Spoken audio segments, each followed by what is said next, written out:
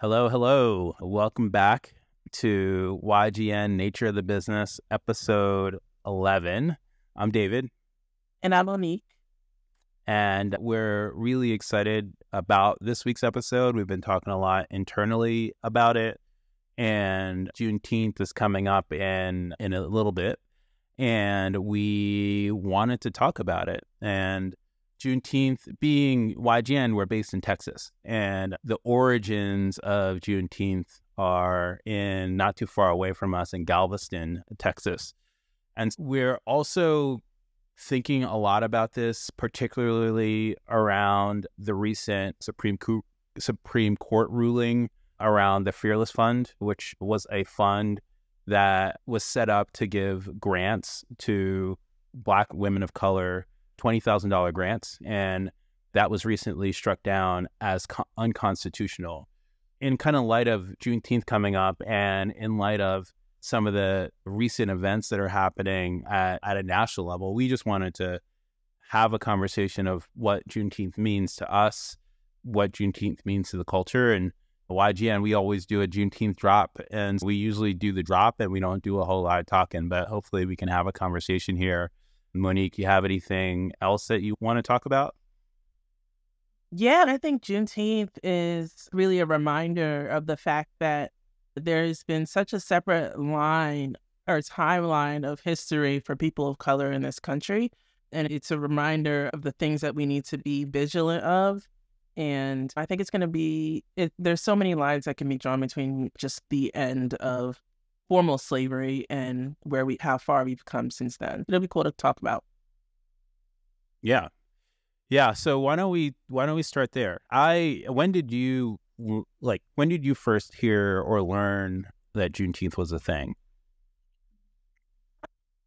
Say maybe 10 years ago or so was when I first popping up in pop culture. I know it's been a real effort from people from the grassroots to recognize this time and acknowledge the fact that July 4th wasn't really July 4th for Black people at one point in time. Like, people were free, but we weren't free. Just acknowledging that and acknowledging the disparity in the way we've experienced life as people of color in America.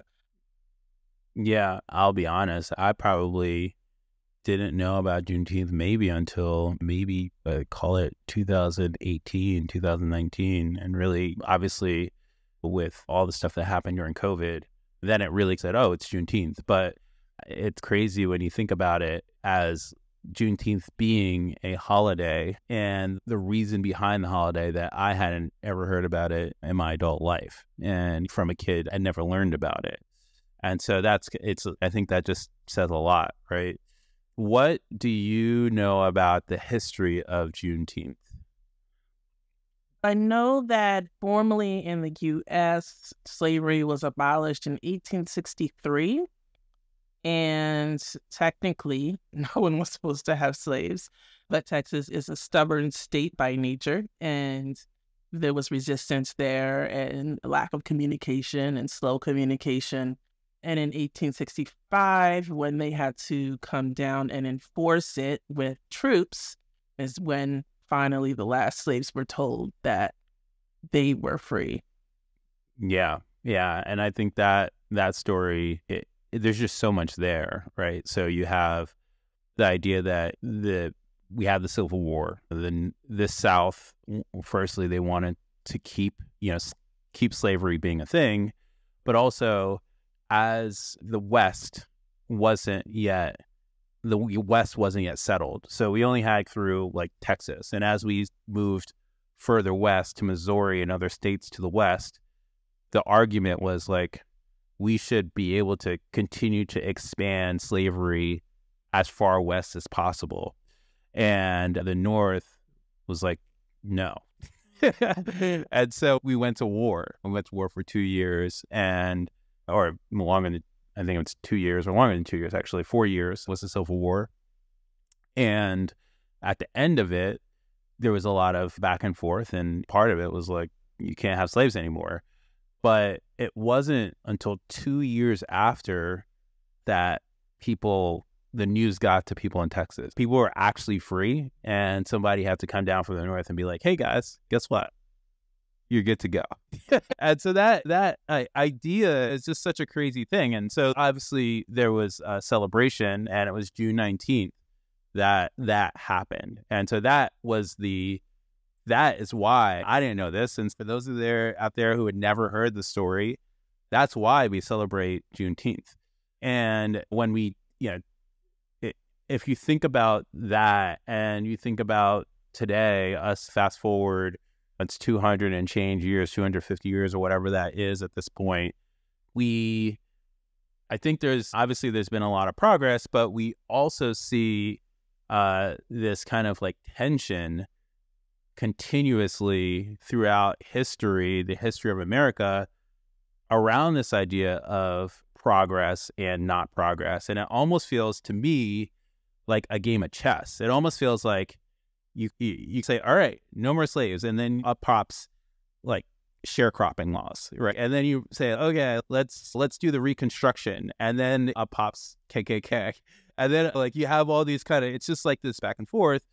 And over the last year, 12 months for me in my adult life, I haven't seen anything like what we're seeing right now, where affirmative action has just been shot down in schools. So schools can no longer accept people based on some preference of race, in spite of the history of race in this country. We have seen now DEI efforts being rolled back by companies, where if you're trying to get a job previously, we had to say, hey, you can't be racist and not hire people of color based on the skin color. Now that's being flipped on its head and saying, hey, you can't prefer or make a decision based on the color of someone's skin if they're Black or female or whatever that is. And most recently, in the past couple of weeks, there's been this Fearless Fund moment where the Fearless Fund can no longer give grants, and they're $20,000 grants. So they have been giving them to women of color to build Black-owned businesses. Now, women of color, Monique, they represent 7% of the U.S. population. Do you know how much what percentage of the venture capital dollars they get today? Is it 2%? I know I was maybe one of the first hundreds to raise over $1 million. It's 0.2%. 0.2%. 0.2%. 0.2%. Right. Yeah. So as a segment, so Fearless Fund was giving $20,000 grants to women of color, saying, hey, this segment of people aren't getting funding. We're going to set up to get them funding. They happen to be Black women. They are Black women, right? And so now that's illegal to actually say that. What's not illegal is the fact that there is 0.2% of Black women get the funding, but represent 7% of the population. And it's similar for women. I think women at large, get 2% of venture capital funding, and they're obviously 50% of the population. And so it's clear as day that there are these inequities and imbalances, but continuously there are moments where any progress is it's repealed. That's why this conversation, to me, what I want to do is I'd love to pop into some historical stuff, some cultural stuff, and then talk about what can we do. A lot of times I feel all this stuff is so much bigger than me as an individual. And sometimes it feels like a lot of people say, go vote. And that doesn't always work. And it doesn't feel like it's moving the needle at this point. So when I talk about ideas of how, if you're feeling like me, oh man, this feels really overwhelming, it's clear that this is going to have downstream impacts, not just on us, but our kids and our kids. And so what can we be doing and making conscious decisions of today to continuously redesign this society that we live in we think a lot about design. And Monique, you were saying earlier about like the world that we live in and how it's structured. How can we redesign the world? How can we take agency and redesign and make choices to redesign these things in a way that we think serves us or is realigned? So I think that's it. That's what we want to get into today. So we have Juneteenth, we have Civil War, this moment. Juneteenth ends up being the celebration. And I want to talk a little bit. I've gone down a rabbit hole on this over the last week or so. And there have been really been a couple of, if you look at the history, the tension is always comes from like a legal perspective and a financial perspective. There's always these there's a legal moment that happens, and then there's like a corresponding financial moment.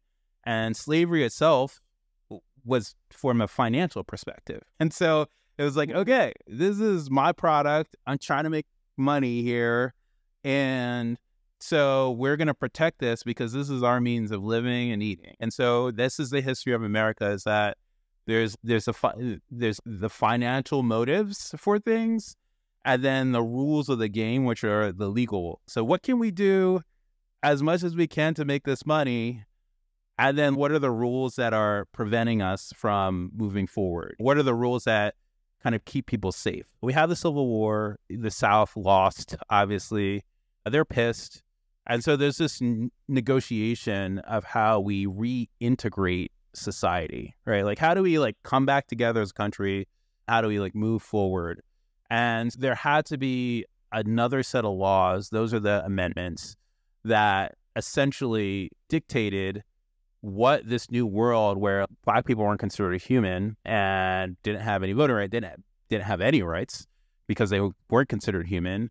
We had to consider, okay, what are the rules and parameters around officially, explicitly stating that Black people are human beings? And I know it's crazy to say it. It's crazy to say it out loud. But that's kind of, that period of time is called the Reconstruction. And so the Reconstruction was a period of time between 1865 and 1877. And that really, the goal of it was to say Black people have rights. And how do we form a society that is structured legally so that we can thrive, right? Like we can move forward. And so you have the 14th, the 15th, and the 16th Amendment, or the 13th, the 14th, and the 15th Amendment. The 14th Amendment granted Black people citizenship and equal rights to all people born in the U.S., including enslaved people. And then the 15th prohibited denying voting rights on the basis of race. And so you had this kind of movement. We had this movement forward from a legal perspective that enabled Black people to say, hey, like I can own things. I can just be a citizen. Now, that's the forward progress, right? And so we move forward, and out of that was this new setup in the South, which was called sharecropping, right? So you have this legal framework. You had Black people they were the slaves on the land. You set laws to say like they have to be people. And then this uprising of the economic part of it, which was sharecropping. So it was a setup where the law, because Black people could no longer be slaves, the setup was that the owners, what they said was, all right, you essentially rent the land and you work the land, and that's how you made your subsistence, right? So you still worked on the plantation, but you had ownership and you got paid to do it. Now, what was wrong with that? How it sounds like a good deal, right? Like first you weren't getting paid, now you get paid. Not a good deal. Ultimately, the contracts, so yeah, most slaves at that time, they couldn't read. So the contracts were not drawn up in their favor. Surprise, right? So a lot of the contracts had certain services or had certain products that you had to buy directly from the owner, which were overpriced, which then you got behind. Your expenses cost too much to work the land, so you had to borrow money. And who did you borrow money from? The owner or the owner's friend. And so you continue this downward spiral of, oh, we're enslaved, but we're not actually enslaved. We're not actually enslaved legally, but now we're economically enslaved, right? And so there then were laws that were put in place that limited the practices of sharecropping. So then it was no longer financially viable, and people left the land, right? So they left the land, they went out, they tried to get jobs, and that is really when we saw the rise of Jim Crow. And so, Monique, why don't you talk a little about Jim Crow laws and what those look like? Yeah, so Jim Crow was an interesting time because it was saying that, yeah, you guys are free, but we're still going to restrict the way that you can participate in society. A few of the Jim Crow laws pertain to how which trades people could participate in. It enforced segregation within the workplace. It enforced segregation within education. And then you see the disparity between the opportunities that were available to different groups of people. Practices like medicine, law, those practices, certain groups and associations, Black people were discriminated against and weren't allowed to participate in, which stopped them from being able to participate in those fields in general. So we end up with Black people gravitating towards certain fields, labor fields, education, entertainment, and sports fields where you're not necessarily limited. And so they really it's the foundation for the structure of that we still see today of like how things are set up and the disparities between the opportunities that still exist today. Yeah. And again, I think it's, for me, I always ask, okay, why are things that way? And then you end up, if you seek the information that's out there, it just becomes so painfully obvious. Oh, that's why. That's what happened. And that's what caused it. And then there are these moments of, man, I don't know how familiar you are with the story of Tulsa, Oklahoma, and Black Wall Street. And so this kind of like steers back into the economic part of things and progress economically, and then what happens because of it. So you want to tell that story of Tulsa? Yes, Black Wall Street was a thriving community. Even in segregation, we were able to build these communities of people who were serving their community. They were wealthy individuals. We had a thriving market.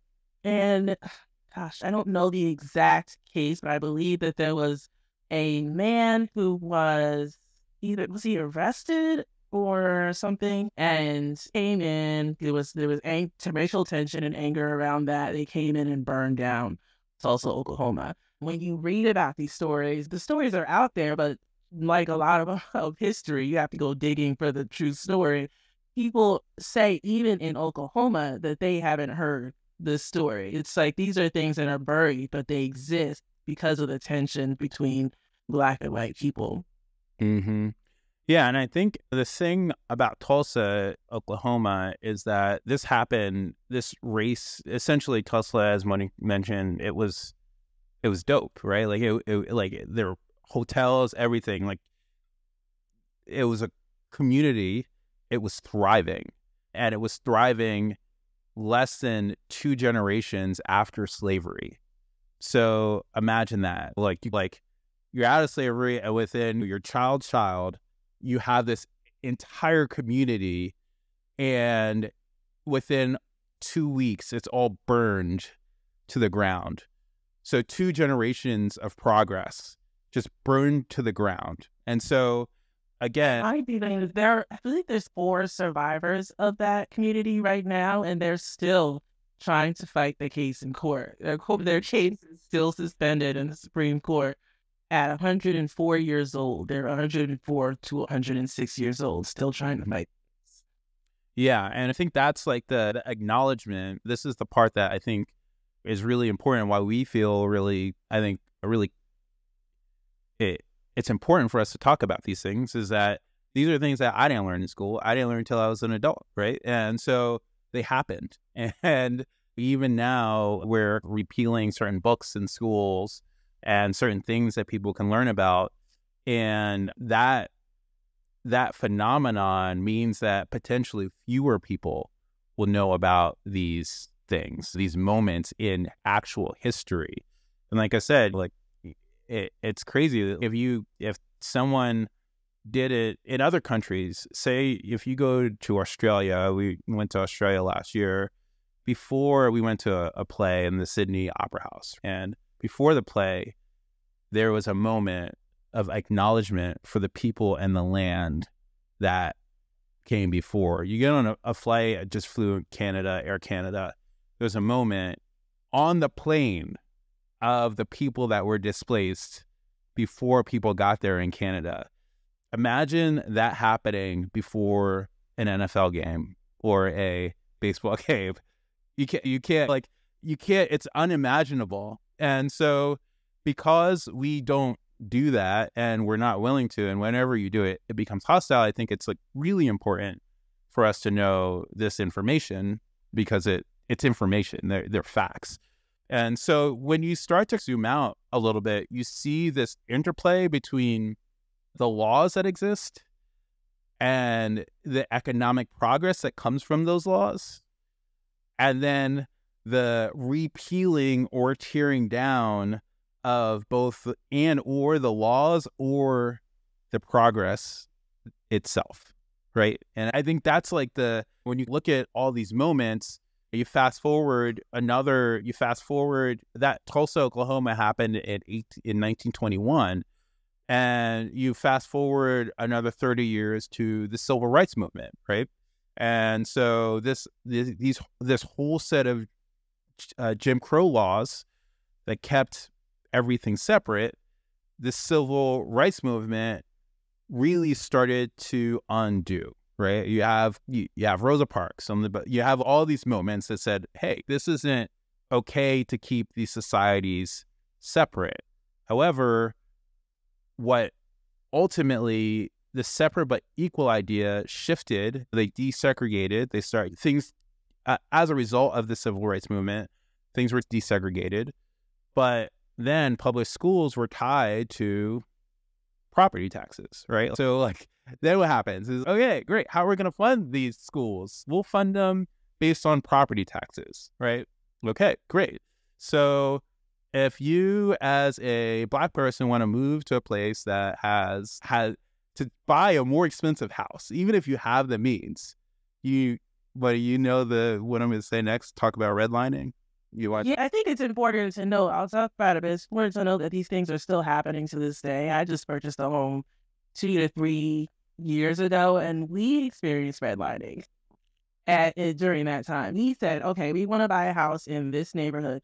Oh, but there are these rules set up based on the mortgage that you're able to be approved on of which house you can buy in which neighborhood. And just so happens that all the houses we were allowed to purchase were outside of the neighborhood that we wanted to live in. And so these aren't things that are irrelevant to today. I think people try to say or try to brush under the rug that these things are in the past and these laws are gone. But what's happened is that there are loopholes that are then built in to the structure of the way things are done in order to continue this level of comfort that certain people have in the country. Mm-hmm. And redlining in general, for those who don't know, were a set of, at first it was formal practices that banned people from purchasing homes in certain neighborhoods and certain areas through the process of drawing lines in certain areas around certain districts, and it was enforced by the banks. And so that practice, to this day, people are still fighting, people having to put pictures of white people in their homes or hire white people to let the inspector in so that people don't know that the owners of the home are Black. And so those things still exist. And it's part of the history, like I said, the separate line of history that Black people have seen in this country. Mm-hmm. Yeah. And I think that, to your point, again, this theme of legal framework and then economic framework, right? The redlining wasn't legal, but it was enforced by the banks, right? So it's like, where do you get the money from? You get it from the banks, right? There's always this interplay between, and there has been this interplay between the legal side of things. So what's legal? And if it's not legal, let's like push it over to the economic side of things and let's create a system that also makes it hard. And then if that doesn't work, let's just burn it down. So those are historically the three options or the three tactics that have been used and continue to be used. We go through this desegregation, and in 1961, President Kennedy requires federal contractors, if you're getting a federal contract, to take affirmative action against discrimination. So that's where the phrase actually comes from, is that we are taking affirmative action saying, hey, this is not okay to discriminate. That's like the origin of the phrase affirmative action, right? And when we look at what happened last year, striking down affirmative action and the phrasing of it, it's an interesting, affirmative action is taken as like a decision based on someone's skin, but the sentiment behind it, the reason why it was called affirmative action is that we are taking affirmative action against discrimination, not affirmative action is let Black people in. Like, that's not like what it was. That's not what was intended. Is we're not going to discriminate. And that's a very different thing. Not discriminating is a very different thing than preferring a certain person. And those two, it's so easy to conflate those two ideas that, and I think now as we see these new policies and these court rulings, the idea of discrimination is taken and it's flipped on its head, where now it's, it's discriminatory to try to rebalance when the discriminatory practices is what perpetuated the status quo forcefully and explicitly and implicitly. Right. And that's it. Is that the structure of this country from its inception, this country was built on chattel slavery, which was built on the fact that, on a falsehood of white versus Black. The terms white versus Black were invented literally during the U.S. slave trade. They didn't exist before that. Before that, everyone had an ethnicity. Everyone came from a country. And separating people by skin color literally was invented during that time, and that's what this country was built on. And it's the affirmative action and putting in place, even the Fearless Fund being put in place to combat the effects of that structure that creates disparities. It's not saying we prefer Black people. It's saying that, hey, the structures as they are inherently discriminate against Black people. And if we really want to perpetuate the idea of equality or equity in this country, we have to put these things in place to combat those things that are built into the structure of the United States. Yeah, and I think it is a really powerful idea that it's there, and in order to reconfigure it, you have to acknowledge it, right? You have to say, this is what it is. You can't, there's no way around it, right? And at the same time, it's manufactured.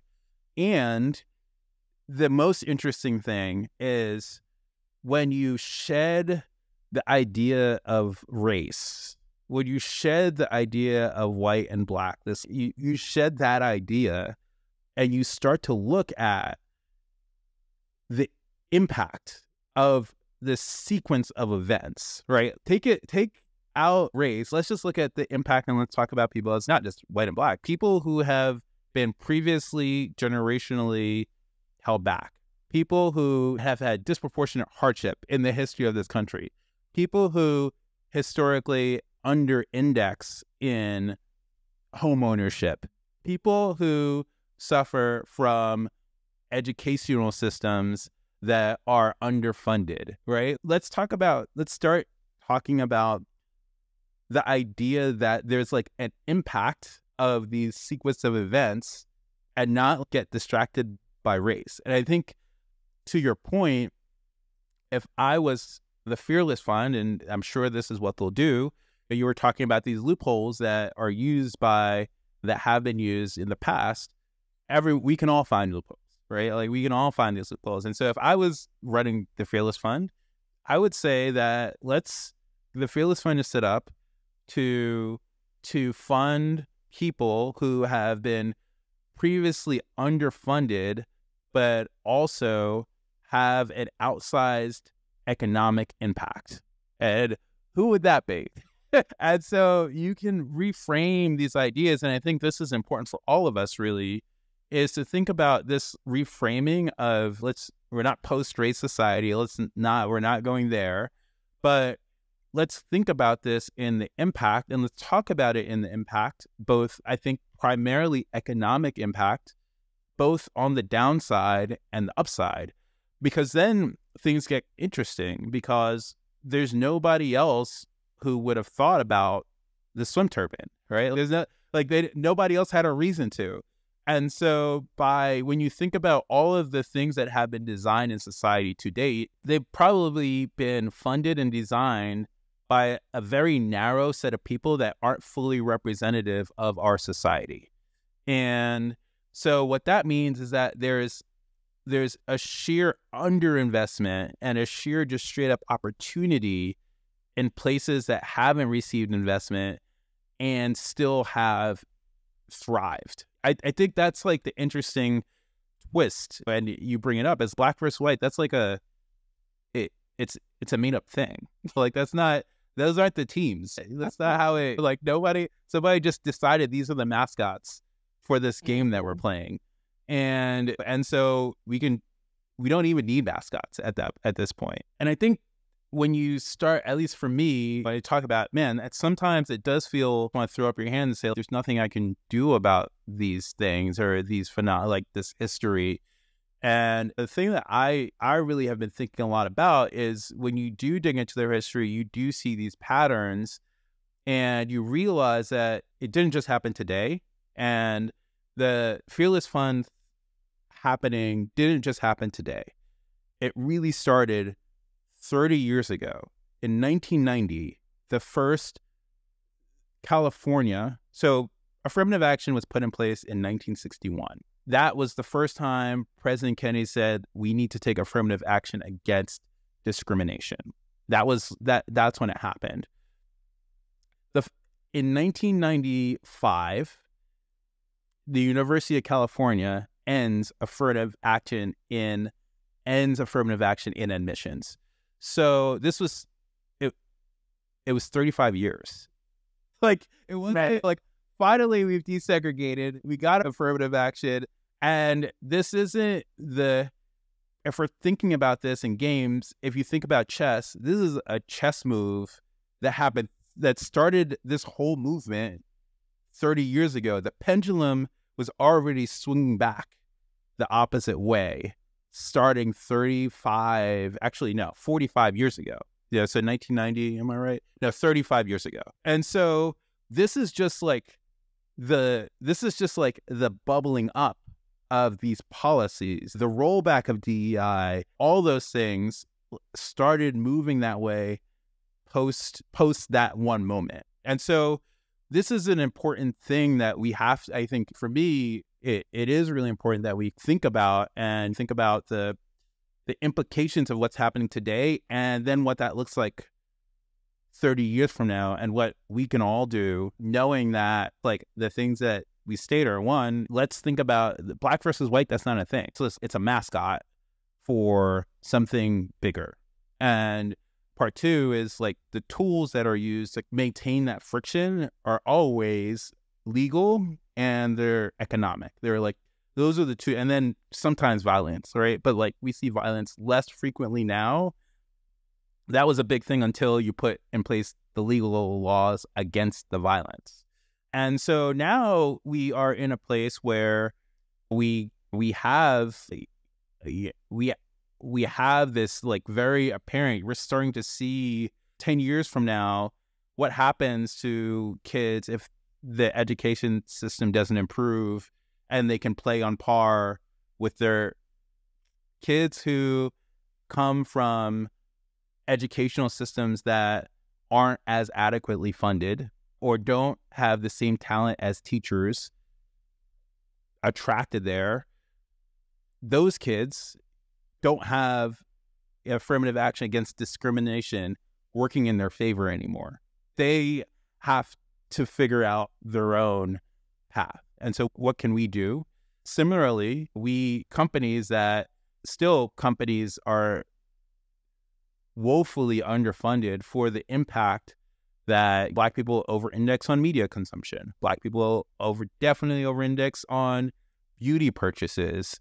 Black people also over-index on, and let's just say, okay, people from, we're not even saying Black people. Let's call it people who have been traditionally disadvantaged because of laws that have been put in place against them, right? Let's just use the same terminology. They have been underfunded, but they still bring more dollars to market.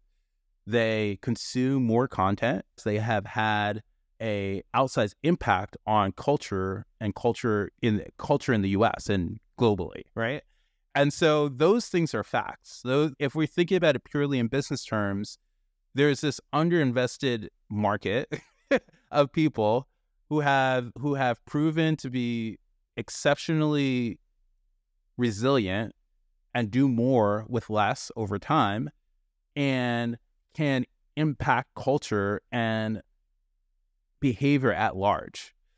And so when I think, if I describe it that way, if you don't bring in race or anything, if a startup founder came to me and pitched me tomorrow and said, hey, like, there's this market that I know a lot about, and I know that if I make this product, they'll buy it, and they've proven to buy it. Like, they have proven to buy it time and time again, and I have a direct line into that market more than anyone else outside that market possibly can. As an investor, I'm betting on that startup every day. So all day, every day. And so I think it's to me, I think that's like really on Juneteenth, thinking about this affirmative action, the DEI rollback, the fearless, all of these things. If you are in that segment, we're 15% of the country, right? Like and we have this outsized impact. And so what does that mean going forward? I don't know, Monique, what do you think it means? What do you think? We've talked about all the bad stuff, but Juneteenth is a celebration. So what can we look forward to? What opportunities are there for us? Yeah, and I think that's such an interesting point, because to this day, it's still underfunded. So that means there's an opportunity in the market. That's a huge opportunity. Arlen Hamilton, her entire thesis for her fund is that people of color are literally grittier, like more resilient as people and as founders. And let's invest there, because gritty founders, they make it through the tough times, and you have to be able to make it through the tough times in order to succeed as a company. And so that's an opportunity. It really is. It's still a bit discouraging, because you can't explicitly say that and still survive under the laws of this country. You can't explicitly say, hey, these are the people that we want to invest in because of this and this reason. But if you can find a way to still underpin and support those people, there's so much opportunity there that's bubbling under the surface. We're seeing so many. I know the founder of Puff Cup, the founder of Carl Mix. There's another Black female founder that is bringing up these crowd funds. And if that gives us an opportunity to support them outside of the VC system, which is so built on pattern matching that a lot of times Black women are boxed out. And so it gives you an opportunity to support in ways that don't rely on the system that doesn't necessarily support us. Yeah, I think that is it, it's both, right? It definitely can feel discouraging at times. And we know this about being entrepreneurs, we know that any startup, whether it doesn't matter where it comes from, it is David and Goliath, right? Every day is David and Goliath. Like, the world that you're trying to create just doesn't exist yet. And so every day you're showing up and you're trying to, and so if we think of all of ourselves collectively as like these startup founders that are building the next thing that isn't trying to, like, you're not, and I always say when you're building a startup, if you're showing up, and if I wanted to start a startup today, and I said, I want to be the next Google search engine, nobody's gonna, because if you're trying to fight Google head on, I want to be the next Facebook, right? If you're fighting the fight head on with the incumbent, that they have every single tool they have more people, they have more resources, they have more distribution, they have more lobbying power, like all of those things. So as a startup, you have to lean on the things that you know to be true.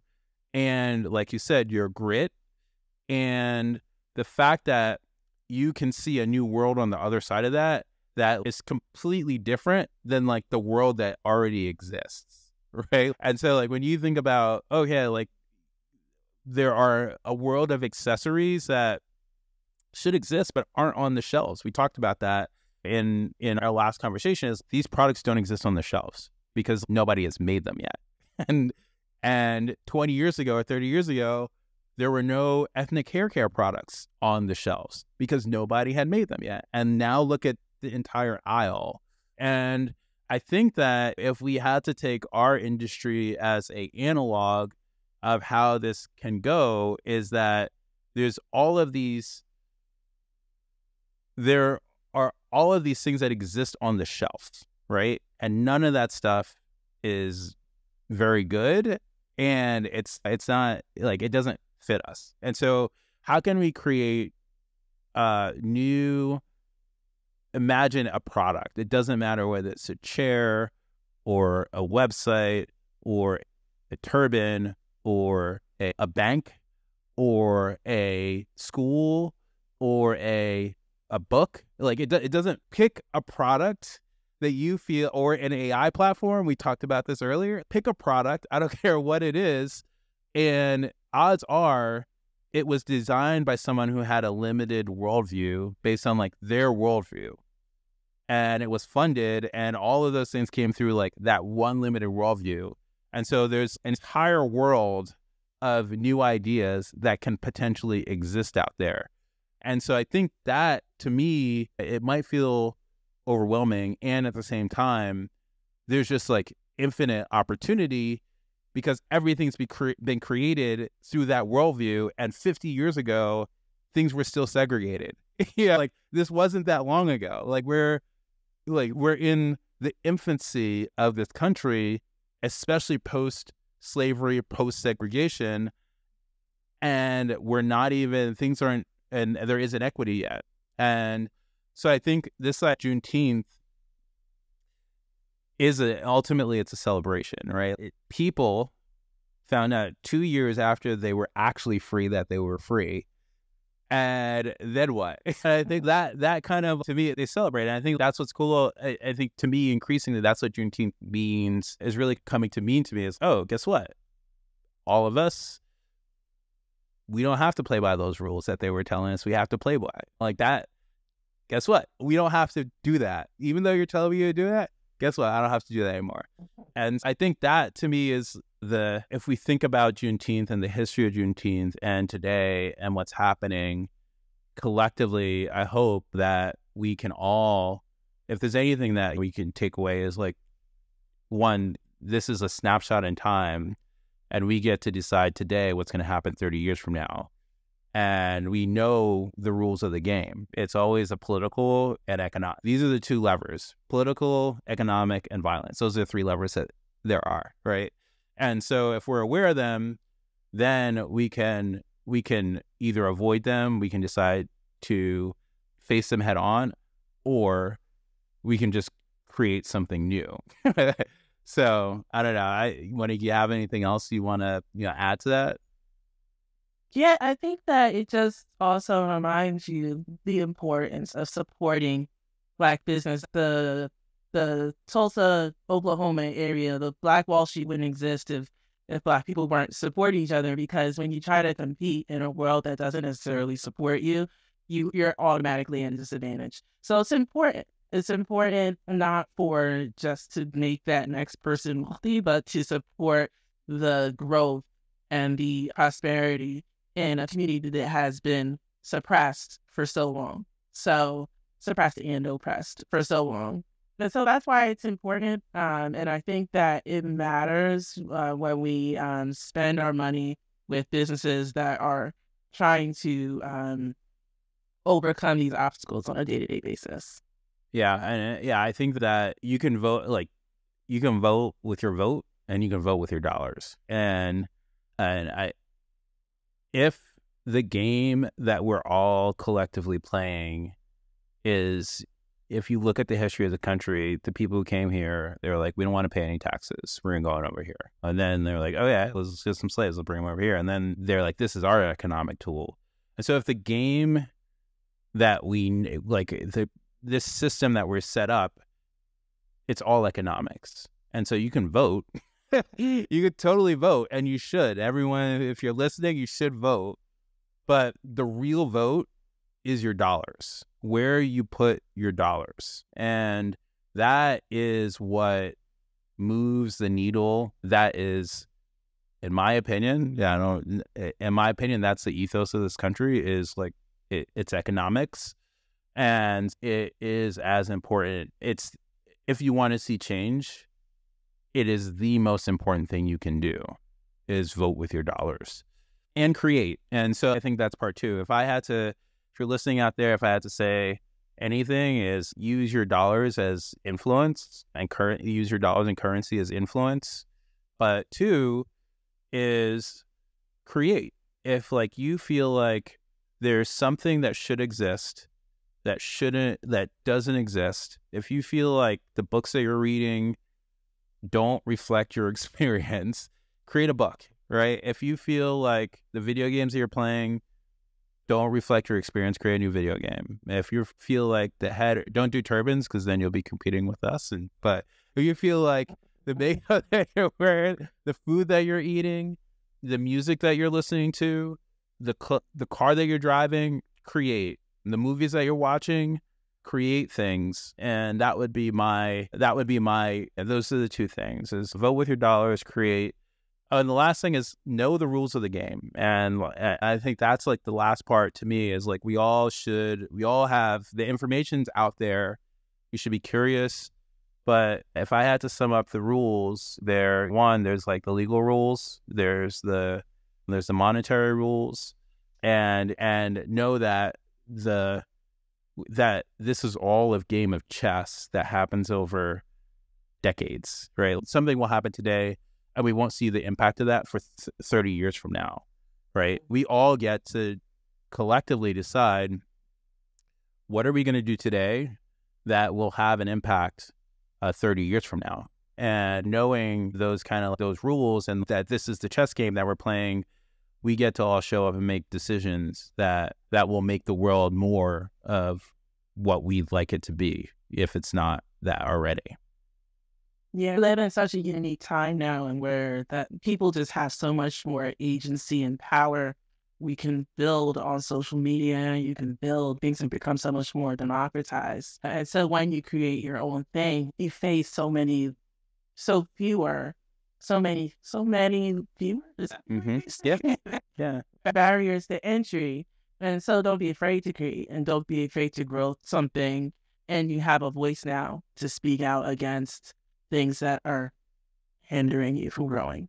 Yeah, and there's nobody telling you can't do it. Like, you can put up a YouTube video tomorrow, a TikTok video, an Instagram video. You can set up a Shopify store.